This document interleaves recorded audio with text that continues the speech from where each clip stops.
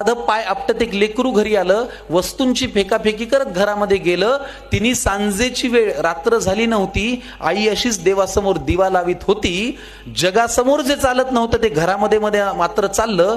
बाहेर जे बोलता येत नव्हतं ते लेकरू आई समोर बोललं. म्हणाला, खोटारडी आहेस तू आई, खोट्या मार्गावर चाललीस, आजपर्यंत माझ्याशी तू खोटच बोललीस. आशीर्वाद देताना काय म्हणतेस की माझं काहीच अडणार नाही आणि माझ्या बाबतीत कधीच काही वाईट मुळी घडणार नाही. आईपासून काय लपतंय तिच्या लक्षात आलं. तिने बाळाला घोटभर पाणी प्यायला दिलं.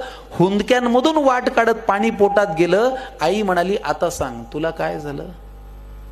तो म्हणाला, लोक आई विचित्र झालेत फार, सतत सगळे माझ्यावरती खाऊन असतात खार. त्यांच्या त्या अशांत अस्वस्थ नजरा मला कळतात, जाणवतं मला माझ्यावरती ते खूप खूप जळतात. बरं, माझ्याविषयी माझ्या माघारी बोलतात लोकांजवळ, मी पुढे जातोय ना माझा माझा, का पोटात यांच्या कळ. बरं, वाईट याचं वाटतं की या वाईट लोकांचा एक संघ झालाय आणि मी वाईट वागत नसून यांनी मला बाजूला केलाय. आई म्हणाली, बाळा तुला माझा प्रश्नच नाही कळला. मी तुला काय झालं म्हणाले, तू त्यांचा त्रास सांगितला. सोडून दे ना तुझ्यावरती ते रुसतायत का हसतायत, कारण तुला पूर्ण करायची स्वप्न ही तुझ्याच डोळ्यांना दिसतायत.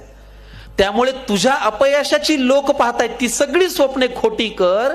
तुझ्या अपयशाची लोक पाहतायत ती सगळी स्वप्ने खोटी कर. दुसऱ्यांची रेघ पुसण्यापेक्षा तू स्वतःची मोठी कर.